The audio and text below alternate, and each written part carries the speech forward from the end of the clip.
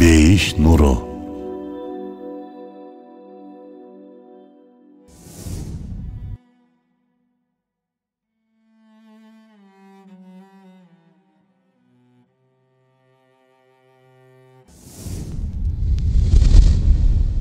Çöldün ankıgan gülü Hazreti Asiya. Пайғамбарыбыз саллаллаху алейхи вассалам бейіштегі аялдардың төрөсі деп 4 аялдың атын атайды. Буга чейинки чыгарылышыбызда алардын үчөөсүнүн бейнесине токтолгон элек. Бүгүн эсебибизди толуктоо максатында 4-чүсү боюнча сөз кылууну чечтик. Ал бир пайгамбардын бешигин терметкен эне. Ал мен кудаймын деп кыйкырган фараонго каршы өз ыйманын ачык айтып кыйкырган бир жубай. Бир сөз менен айтканда, өзүнүн өрнөктүү өмүр таржымалы болгон Hazreti Asiya энебиз бүгүнкү чыгарылышыбыздын башкы каарманы. Hazreti Asiya энебиз кайсы бир пайгамбардын кызы же кайсы бир пайгамбардын урпагы болгон эмес. Ал заалым бир диктатордун жубайы болгон. Колумуздак сууга тийбеген сарайдын канайымы болчу. Анын колунда бүт баары бар болчу. Байлык десе байлыгы, бийлик десе бийлиги. Бирок жүрөгүнүн түпкүрүндө ар дайым кандайдыр бир боштугу болуп келген. Hazreti Asiya энебиз мына ошол боштукту эмне менен толтурууну билчү эмес. Адамдын колунда эмнеси жок болсо, жүрөгүндөгү боштукту мына ошол нерсе менен толтурам деп ойлойт эмеспи? Hazreti Asiyanын баласы жок болгон. Майып бир кызы болгон, бирок уул баласы болгон эмес. Андыктан эркек балалуу болгусу келип жүргөн. Ошол күндөрдүн биринде фараон Перон бир түш көрүп калат. Түшүндө асмандан бир от келип, фараондун сарайын жер менен жексен кылат. Мындан фараон чочуп ойгонуп, эртеси түшүн бир бакшыга жорутат. Бакшы фараондун түшүн Исраил уулдарынан бир жигит чыгып, салтанатыңызды кыйратат деп жооп берет. Ошол күндөн баштап фараон жөөттөрдүн кимисинин үйүндө эркек бала төрөлсө, төрөлүшү менен эле баарысын кылычтан өткөргөн экен. Ошол убакта Hazreti Мусанын апасы да курсагында Hazreti Мусаны көтөрүп жүргөн. Ал дагы түшүндө бир аян алат. Аянда баланы төрөгөндөн кийин бешикке салып сууга агызуу буйрулган эле. Бул нерсеге анын энелик жүрөгү канчалык жар бербесе да, аянга моюн сунуп, баласын сууга агызат. Жараткандын буйругу менен бала салынган себет агып барып түз эле фараондун сарайына барат. Ал себетти алгач Асия энебиз көрдү. Ошол учурда ал сарай бакчасында эс алып жүргөн. Сууда сүзүп бараткан себет ичинде баланын ыйы. Мындайды эч ким күткөн эмес. Себетти дароо жээкке алдырып, ичинен балканактай бир уул баланы алып чыгышат. Асия энебиз балага карап жүрөгү элжирей түшкөн эле. Жан дүйнөсүнүн боштугун толтура турчу дабасын тапкандай, сүйүнүп, жан дүйнөсү эс алды. Андыктан Асия энебиздин ичинде баланы асырап алуу ниети ошондо эле дароо пайда болду. Бул пикирге күйөөсү фараонду да ынандырды. Ошентип, Муса алейхисалам сарайда чоңое баштайт. Аны суу жегинен табышкандыгы үчүн балага Муса деп ат коюшту. Анткени бул сөз иврит тилинен которгондо му, суу, са, сас деп которулмак. Бул атты ага Асия энебиз койгон. Аны асырап алышты, бирок ага эненин сүтү керек эле. Hazreti Musa алейхисаламдын энеси баласын сууга агзаарда кызын күзөтүп турууну айткан болчу. Кантсе да баласын жалгыз агызып ийүүгө энелик жүрөгү түткөн эмес. Кыз болсо сууну бойлоп күзөтүп барды да, бала салынган себеттин сарайдын ичине кирип кеткендигин көрдү. Ошентип жана кыз бир жолун таап сарайга жумушчу катары кирген экен. Hazreti Asiya энебиздин балага сүт эне издеп жаткандыгын сарайдагы бүт баары угат. Андыктан жана кыз аларга дароо апасын сунуштайт. Тагдырдын тамашасына караңыз. Кече эле кичинекей Мусаны апасынын колунан алып, бүгүн кайра апасынын колуна карматып жаткандыгына кантип таң калбой коебуз. Андыктан эртеңки күнү эмне болоорун жараткандан башка эч ким билбейт. Ооба, Аллахтын кудурети чексиз. Ал каалаганын каалаган абалына келтирип кое алат. Hazreti Мусаны өз энесине жоолуктургандыгы сыяктуу, же болбосо фараонду Hazreti Мусага каратып койгондугу сыяктуу. Фараон менен Hazreti Муса алейхисаламдын мамилеси эмнегедир Бадиюз замандын ушул сөздөрүн эске салат. Бадиюз заман Орусияда сүргүндө жүргөн кезинде ага бир орус милициясы мусулмандар ар жака бөлүнүп чачырап кетти деп айтып калат. Ошондо Бадиюз заман алардын баары билим алышканы кетишкен. Алсак Индия исламияттын жөндөмдүү баласы. Англичандардын орто мектебинде эмгектенип жатат. Мисир исламияттын зээндүү кызматкери. Англиянын илимдер академиясында билим алууда. Кавказ менен Туркистан исламияттын эки баатыр жигиттери. Орусиянын аскердик гарнизонунда таалим алып жатат. Жана башка ушул сыяктуу сөздөрдү айткан. Андыктан фараон менен Мусанын мамилеси да азыр токтогон жок. Аллах фараондордун колунда канчалаган Мусаларды чоңойтты. Нечендеген асияларды фараондордун үйүндө жетилтти.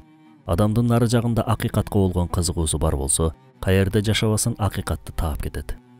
Алсак, Асия энебиз фараондун сарайында жүрүп акыйкатты таап жатпайбы? Болгондо да бейиштик 4 мыкты аялдын катарына кирип жатат. Ал жүрөгүнүн тээ түпкүрүндө акыйкат издеп жаткандан бейкапар эле. Тагыраагы ичиндеги уйгу туйгунун себебин так түшүнгөн эмес. Бала менен ошол боштуктун ордун толтурам деп ойлогон, бирок ал боштук өткүнчү нерселер менен толтурула тургандай боштук эмес болчу. Ал боштукту толтурса бир гана өлбөс өчпөс түөлүктүү бир акыйкат гана толтура алмак. Ал боштук жашоосундагы акыйкат боштугу болчу. Ошол түөлүктүү акыйкат кучагындагы наристе аркылуу келээрин жүрөгү сезген беле. Азирети Асия энебиз Азирети Муса алейхисаламды өзгөчө жакшы көрдү. Аны баарынан коргойт эле. Бир жолу фараон Мусага жакын келип караганда, кичинекей Муса фараондун сакалын бир тартат. Фараон ачуусу келип, менин сарайымды жыга турчу жөөттүн баласы даана ушул деп аны өлтүрмөкчү болот. Ошондо Асия энебиз ортого түшүп, бул деген ак менен караны билбеген жаш бала. Эмненин пайда, эмненин зыян экендигин деле билбейт. Сенин ким экениңди кайдан билмек эле? Ишенбесең алдына чок менен алмазды коюп көр. Байкачы эмнени алат экен дейт. Фараон Азирети Асиянын пикирине муюп, баланын алдына чок менен алмаз коет. Кичинекей Муса алейхисалам алмазды алганы жаткан. Бирок жараткан Аллах анын колун чокко алып барды. Кичинекей бала күйгөн колунун оорусун басамын деп оозуна сала койгондо жанагы чок баланын тилинде күйгүзүп коет. Азирети Муса алейхисаламдын тилинин кекеч болгондугун билсеңиздер керек. Анын ошол кекештиги мына ушул окуядан калган. Азирети Асия энебиздин оюн ар дайым фараон сыйлачы, аны угаар эле. Болбосо өзүн кудай сезген фараон үчүн аял эмне болуп калыптыр. Бирөөсүн кетирип экинчисин алып алмак. Анын үстүнө аял затынын кандайдыр бир баркы фараондун назарында эле эмес, коомдун назарында эле анчейин болгон эмес. Эгер фараон Азирети Асия энебизден кече албаган болсо, анын аялдык сыпатынын сапатында десек туура болчудай. Анда аялды ким эле жоготкусу келсин. Фараонда жоготкусу келген эмес. Алсак, Азирети Асия энебиздин мусулман болуусу албетте фараонга жаккан жок. Анткени ал өзүн кудай атап, муну кабыл кылууга башкаларды мажбурлап жаткан. Абал ошондой болгон учурда өз жубайы муну кабыл кылбай жатса эмне болот? Адамдар кудайлыгыңды башта өзүңүн аялыңа кабыл кылдырып ал дешип бетине айтпаса да иштеринен кымыңдап күлүшпөйбү? Бул маселе сөзсүз түрдө фараондун кадыр баркына доо кетирмек. Ал муну билгендиктен эң алгач Асия энебизди алдап, арбап, көндүрүшкө аракет кылып көрдү. Дүйнөлүк бир нерселерди сунуштап көрөт, коркутуп көрөт. Бирок бул ыкмалардын бирөөсү да фараонго жардам берген эмес. Анткени фараон өзүнүн кадыр баркын ойлосо, Азирети Асия энебиз өзүнүн ыйманын ойлоп жатты. Акыры фараон Асия энебизди кыйнайт, азап берет. Бирок Асия энебиз таптакыр моюн сунган жок. Бүгүн кичине эле коркутуу үчүн намазын таштап койгондор бар. Болуп болбоосу күмөн болгон кандайдыр бир жөнөкөй эле кабатыр ойду оюнда чоңойтуп алып парздарын таштагандар бар. Башка учурда күйөөсү менен теңме-тең айтышат. Жоолук оронуга келгенде жолдошунун сөзүн эки кыла албай калгандар бар. Дүйнөнүн эң чоң суноосун башында көтөрүп жүргөнсүп, үй бүлөнү ким багат дешип, иштегенин милдет кылгандар бар. Айтор кичине эле нерсеге кырс этип сынып кала тургандай арабызда быша электерибиз көп. Негизи эле бүгүнкү күндүн эң чоң көйгөйү ушул. Адамдар чоңойбой жатышат. Кичинелер да чоңойбой, улуусу да чоңойбойт. Ушинтип чоңой албай жаткандыгыбыздан улам чоң-чоң иштерди да жасай албай жатабыз.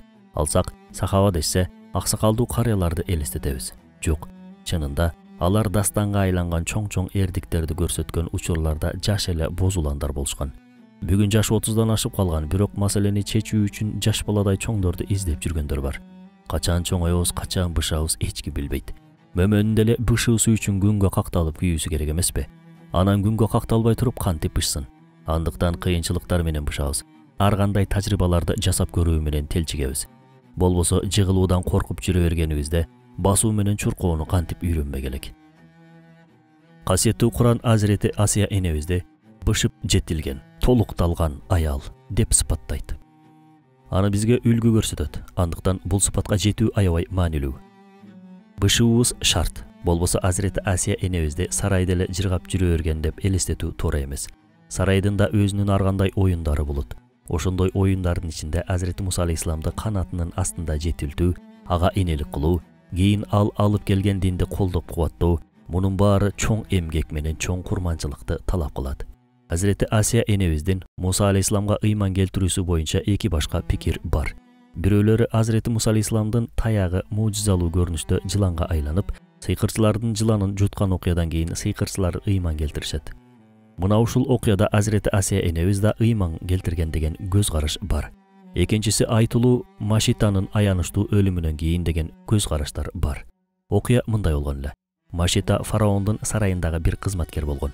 Ал ыйманын жашыргандардын катарында болчу. Бир күнү фараондун кызынын чачын тарап жатып, колундагы тарак жерге түшүп кетет. Таракты жерден алып жатып, адатынча «Бисмиллахи би робби Муса» деген сөздү айтып ийет. Ошондо жанагы кыз «Сен менин атама эмес, Мусанын кудайына сыйынасыңбы? Азыр барып атама айтам» деген бойдон чуркап чыгат. Фараон муну угаар менен ачуусу кайнап, ошондо Машитага катаал жазаларды берген. Бирок кантсе да Машита фараондун кудайлыгын кабыл кылган жок.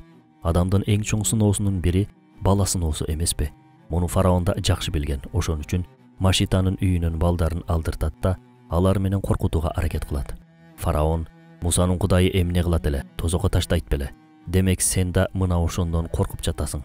Эгер менин кудайлыгымды кабыл кылбасаң, анда мен да балдарыңды отко таштайм деп мешке кызыта от жактырат. Ал оттун табы темирди да эрите тургандай болуп турган. Ошондо Машита балдары үчүн жүрөксүнүп жалган эле ыйман келтирсемби деп ойлогон. Бирок ошол учурда көзүнө бир периште көрүнөт да андай кыла көрбө дегендей ишарат берет. Андыктан бул оюнан кайтып, фараондун оюн кабыл кылган жок. Көз алдында улуу баласы апа деп чаңырган бойдон өлүмгө кетет. Бул Машита үчүн аябай оор сыноо эле. Бирок мунусу менен эле бүтүп калган жок. Фараон эми Машитанын эмчектеги баласын алып, аны менен коркутууга аракет кылды. Ансыз деле Машитанын каңырыгы түтөп, дагы бир жоготууну көтөрө албай тургандай араң эле турган ызасынан болду жетчет кабыл кылам деп ийгиси келди. Бирок жанагы ымыркай можизалуу турду «Апа коркпо, бул дүйнөнүн азабы акыреттин азабынан миң эсе аянычтуу» деп сүйлөп ийет. Бул адамзат тарыхындагы сөзгө келген 3 бөбөктүн бири эле. Ошону менен бир үй бүлөнүн бүт баары шейит кетти. Азирети Машитанын да аябай таасирдүү өмүр баяны бар. Бир күн келип, бул боюнча дагы кененирээк баяндайттырбыз. А биз Асия энебизге кайтабыз. Айрым варианттар боюнча Асия энебиздин мына ушул окуядан кийин ыйманга келгендиги айтылат. Кантсе да ал Аллахтын жалгыздыгына ыйман келтиргенден кийин ага карата да кыйноолор аябай арткан болчу. Бирок Азирети Асия бул кыйноолорго моюнсунган жок. Чынында адамдагы өжөрлүк ушундай учурда керек. А биздеги өжөрлүктөр бирөөгө таарынуу үчүн, бирөөгө сүйлөбөй коюу үчүн, бирөөгө өчөшүү үчүн бар. Бир саатка да татыбай турган бир нерсе үчүн өмүр бою кек сактагандарды көрүп эле жүрбөйбүзбү? Бул деле чоңойбой жүргөндүгүбүздүн белгиси эмеспи? Ырсалай Нур тафсирлеринде материалдык сыноолорду, көйгөйлөрдү чоң деп элестетип, чоң деп көргөн сайын чоңоет, кичинекей деп маани бербеген сайын кичирейет деп айтылат. Жашоонун эрежеси да мына ушундай. Жашообуздагы айрым нерселерди чоңойткан сайын айрым нерселер кичирейет. Же ал кичирейген сайын беркинин мааниси чоңое баштайт. Алсак, назарыбызда дүйнөнүн маанилүүлүгү канчалык чоңойсо, акыреттин маанилүүлүгү ошончолук кичирейет. Же акыретке болгон маанини канчалык чоңойсок, дүйнөнүн маселелери кичирее баштайт. Азирети Асия энебиздин назарында дүйнөлүк чалтыр-жултурлардын эч кандай мааниси болгон эмес. Анын улуулугу мына ушунда. Анын жан дүйнөсүндө акыретке, акыбетке жана акыйкатка болгон куштарлыгы болгондуктан улам ою да ошол жакта эле. Жаш баладай бул дүйнөнүн коросканттарын арзуу кылган жок. Фараондун азгыра албагандыгы мына ошондон. Болбосо эмнелерди гана сунуштабады. Ал чарасыз калгандыгынан улам кыйноо укмасына өткөн эле. Күндө кыйноо, күндө азап, күндө ар кандай коркутуулар же ар кандай сунуштар. Акыры мына ушул кыйынчылык менен азаптар адам чыдагыс абалга келет. Ошол учурда Асия энебиз алыстан Муса алейхисаламды көрүп калат. Ага колу менен чыдай албай калдым дегендей чаңсаганда, Азирети Муса алейхисалам да дуа кылып жатам дегендей колун көрсөтөт. Мына ошол дуанын натыйжасы менен Азирети Асия энебизге көктөн бейиштеги сарайы көрүнгөн дешет. Асия энебиз ошол сарайды көрүп куунап күлө баштайт экен. Бул жагдайга фараон ан сайын ачуусу келип, муну кыйнасак тоготпогондой күлүп жатат. Дагы да катуураак кыйнагыла деп буйруйт. Акыры бул кыйноого Азирети Асия энебиздин денеси чыдай албай, жан таслим кылат. Асия энебиз өз жашоосу менен бизге сабырдуулукту, ыйманына бекем туруудагы өжөрлүктү үйрөттү. Ошондой эле заалым бир эркектин жубайы болуунун өрнөгүн да көрсөтүп кетти. Мисалы, Азирети Асия энебиз эч качан кана менин күйөөм да деп арман кылып отурган жок. Фараондун ордунда болгонумда дегени да жок. Бар нерсеге ыраазы болуу менен аракет кылгандыктан бейиштик аялдардын сап башына келди. Ошондуктан маселе колубуздагы шарттарда эмес, маселе мына бизде. Ооба, сөзсүз күнөөнү кимдир бирөөгө оодарышыбыз керек. Колубуздагы мүмкүнчүлүктөрдүн чектүүлүгүнө шылтабашыбыз керек. Башка бир көрүнүштө өзүбүздү сооротушубуз мүмкүн эмес. Болбогор кыялдар менен куру кыялдана берүүнү, ошолорго шылтай берүүнү токтотуубуз абзел. Болбосо эркек болсо Куддусту багында тургансып, ушул эркек болуп жаралып калганымда барбы деген аял затын көп көрдүк. Аял катарында эркек катарында сонун кул болсо болот. Болбосо биз жынысыбыздан сура албайбыз. Ошол эркектик милдетибизди же аялдык милдетибиздин талаптарын орундатпагандыгыбыз үчүн суралабыз. Аллах бизге эң ылайыктуусун берген. Анткени адам табияты ар түрдүү, кудум эле ар кандай табияттагы гүлдөргө окшош. Гүлдөрдүн айрымдары күндө, айрымдары көлөкөдө жакшы өсөт. Кээ бирлери кургактыкты сүйсө, кээ бирлери сууну көп талап кылат. Кээ бир гүлдөргө сууну көп берсең, тескерисинче чирип кетет дегендей. Адамдарда ошондой байлык менен бийлик бүт баарынын табиятына төп келет деген нерсе жок. Ар бир адамдын табиятынын ийне жибине чейин билген Алла аларды кайсы топуракка эгүү керектигин да жакшы билет. Андыктан эң биринчи кезекте кане эми деген армандарды жыйыштырып, турган абалыбыздын баркына баралы. Колумда болгондо мынтмекмин же тигинтмекмин деп кол куушуруп отура берүүнүн кажети жок. Колуңдагы шарттар менен ошол ишти жасоого аракеттен. Биздин бир оорубуз да ушул. Колдо жок нерселерди санап отура беребиз. Эмесе биз колубузга берилген нерселердин баркына жетип, ошолорду карап, мына ошолорду санап чыгуубуз абзел. Кантсе да бактылуу адам бүт нерсенин эң жакшысына ээ болгон адам эмес, колундагысынын баркына жеткен адам. Андыктан берилгендердин артыкчылык жактарына карап, ошол артыкчылыктар менен ийгиликке карай жол алалы. Кемчиликтерине, жаман жактарына карап отура берүү ийгиликке алып барбайт. Асия энебиз деле күйөөмдүн абалы бул болсо, кантип Мусаны ээрчийт элем? Мусаны ээрчигендерге тоскоол боло албайм. Бул шарттар менен мен да аны ээрчи албайм дегенде, мындай улуу даражага жете алмак эмес. Андыктан бир ишти кылуу үчүн шарт эмес, көбүнчө биздин кемтик ойлорубуз тоскоол болот. Анын үстүнө биз бул дүйнөгө байлык бийликке жетүү үчүн эмес, Аллахтын ыраазылыгына жетүү үчүн келгенбиз. Багытыбыз мына ушул. Ал ыраазчылыкка кимдир бирөө бардар жашоого шүгүр кылуу менен жетсе, кимдир бирөө жокчулукка сабыр кылуу менен жетет. Албетте ар бирибиз бардар жашоого умтулабыз.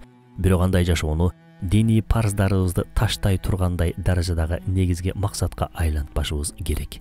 Динин сактоо үчүн күрөшүү Асия энебизден калган мурас болсо, динге каршы күрөшүү фараондон калган мурас.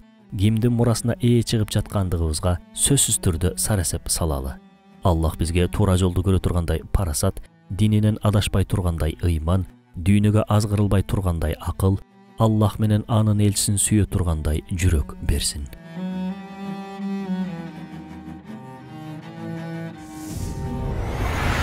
Бейиш нуру.